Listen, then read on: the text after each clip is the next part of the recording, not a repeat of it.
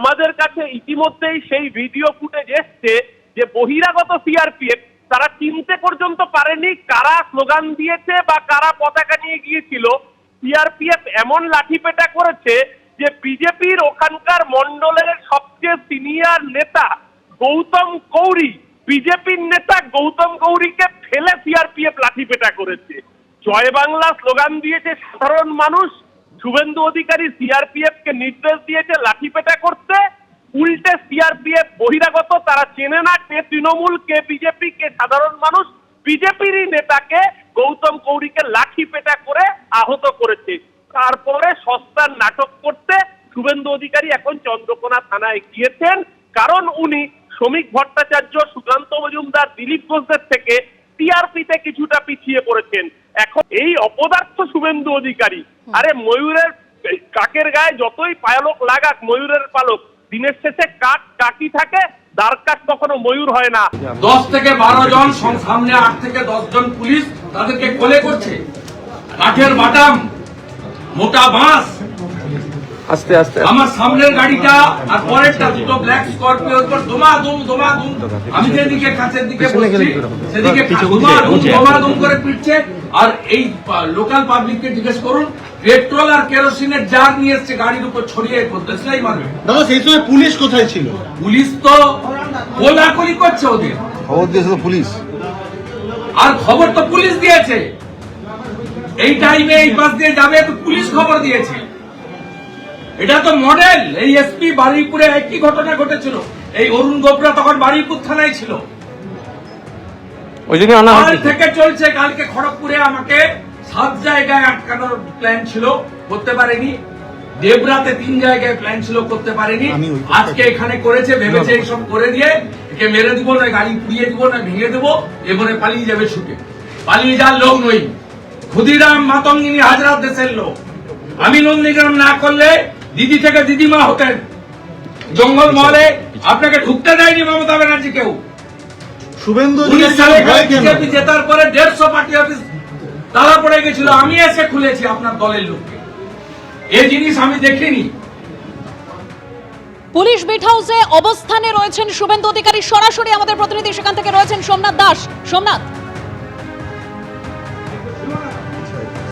আমি 19 এখানে পুনর হেমব্রম আর দিলীপ ঘোষ জেতার পরে এদের সব শেষ হয়ে গেছিল।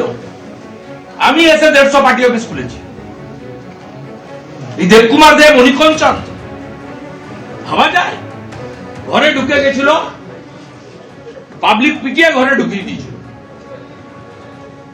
শুভেন্দু অধিকারী সভা করতে গেলে বাধা, শুভেন্দু অধিকারী রাস্তায় যেতে গেলে হামলা। এত কিসের ভয়? এত কিসের? বিজেপিকে ভয় পায় আমি, ব্যক্তিকেও না।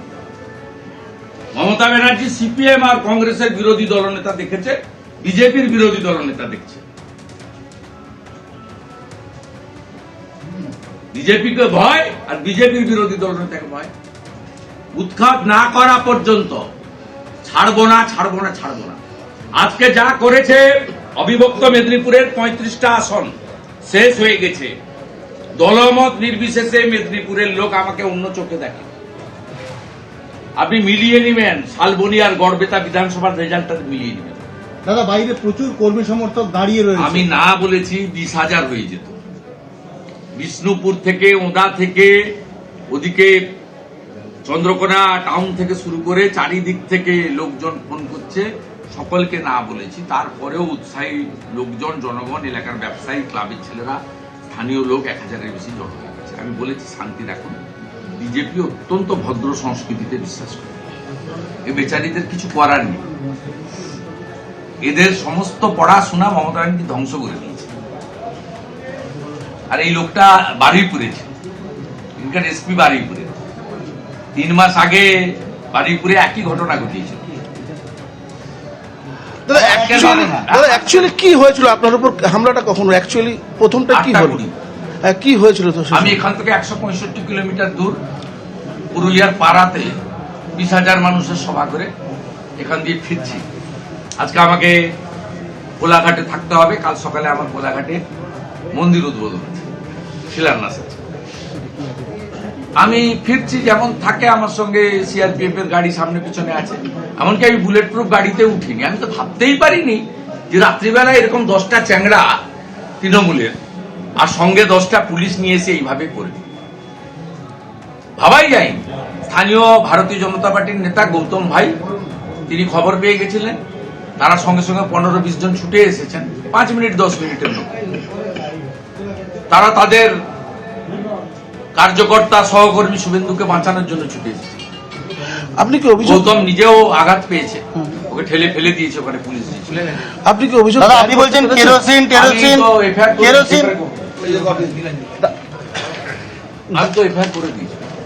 এটা হচ্ছে সেই এফআইআর কপি আমি দেখাচ্ছি, সেই এফআইআর জিডির কপি কপি, এবারে এফআইআর তো রাখো। জিডির কপি দেখাচ্ছি আমরা একদম তৃণমূলের যুব মোর্চার সভাপতি দেবাঞ্জন আরে মণ্ডল, ঠেলছিস কেন, পড়ে যাবো।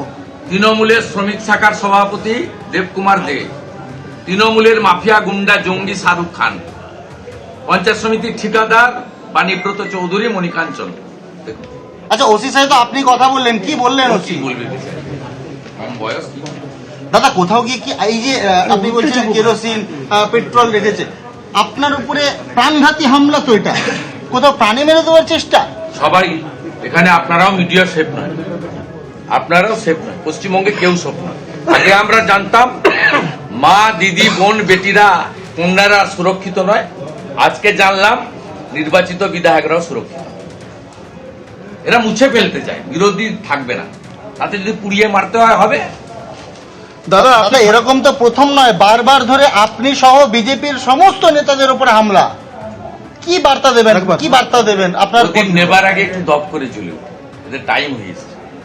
নেতাই করে সিপিএম গেছিল, আজকে চন্দ্রকোনা রোডে যা করলো এই এলাকা পুরো ফাঁকা হয়ে গেল। আমি আপনাকে বলে দিই, দাদা আপনি তো বিরোধী দল, দেখবেন জানুয়ারি 7 তারিখ 2011, আজকে জানুয়ারি 10 তারিখ 2026, দেখবেন শেষ হবে। দাদা আপনি তো রাজ্যের বিরোধী পান্ডে ডালিম পান্ডেদের যা অবস্থা হয়েছে এদের অবস্থা। দাদা আপনি তো রাজ্যের বিরোধী দলনেতা, আপনি মিটিং করবেন, মিছিল করবেন, সভা করবেন, কেন হামলা হবে? আপনি বিরোধী দলনেতা, আপনি মিটিং করবেন, মিছিল করবেন, সভা করবেন, তাও কেন আপনার উপর হামলা বলা হবে? যাবে না,